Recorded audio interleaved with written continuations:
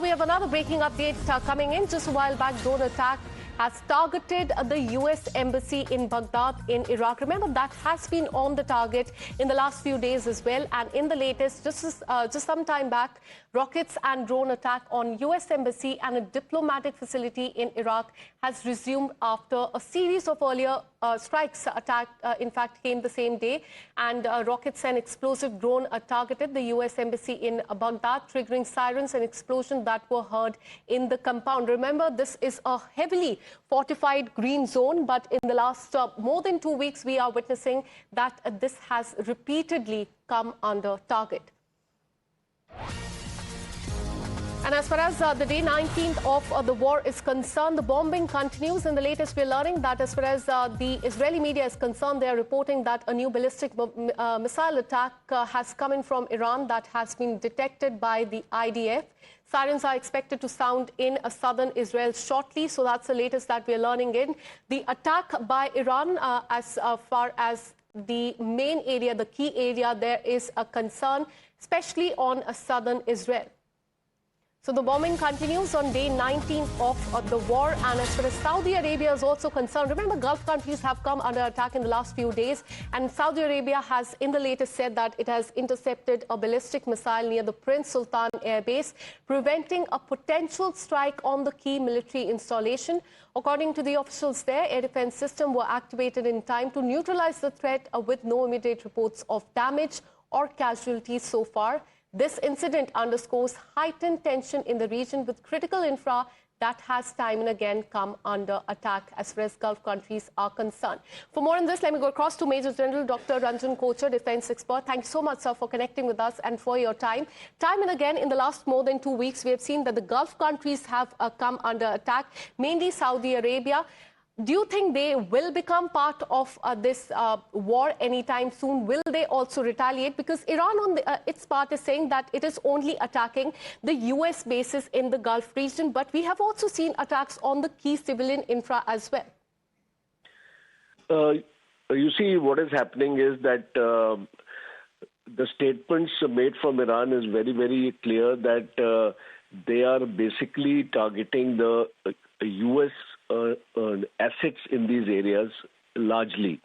And there has been a collateral damage on the other areas also. But if you see the pattern of the war, Iran has largely targeted the data centers which are operated like the Amazon Web Services were targeted in Bahrain as well as in UAE.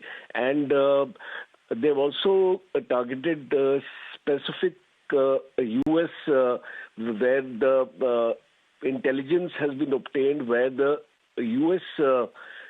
People have been based in these countries. And to a large extent, Iran has been helped by Russia and China in obtaining accurate surveillance and intelligence data, because it has been reported in the print media also, which I was reading, that GLONASS is the Global Navigation Satellite System of Russia, which has 24 satellites in orbit all the time, and it gives you a coverage 24/7.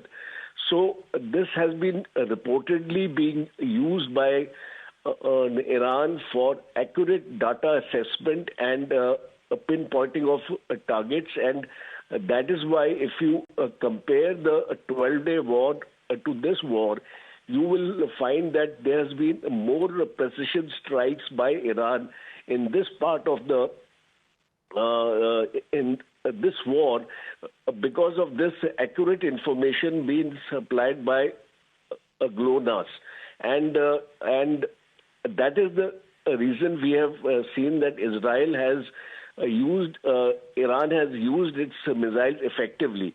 The second important aspect is, in spite of statements being made by Donald Trump that Iran is only left with 8% of the missiles and 92% have been destroyed, it is quite evident that Iran is still in possession of a large number of missiles, especially a Sajil missile, which is a medium-range missile which has a range of almost 2,000 kilometers. Now, this missile is a hypersonic ballistic missile which Israel has not been able to intercept. That is why there has been a large-scale damage in Israel, and especially in central Israel as well as in Tel Aviv, because these images are not coming from Israel because they have removed all the CCTV cameras everywhere, and they are prohibiting any kind of videos being sent out from Israel. So I think this war entering the 18th or 19th day now is clearly suggesting that Iran still has residual power to continue this war for another month or so, because absolutely, and that is what we are witnessing on the ground as well. On day 19, the attack and the counter-attack continues. As far as Iran is concerned, they continue to attack the Gulf countries as well. Thank you so much, Major General Rajan Kochar, for bringing that perspective on this story.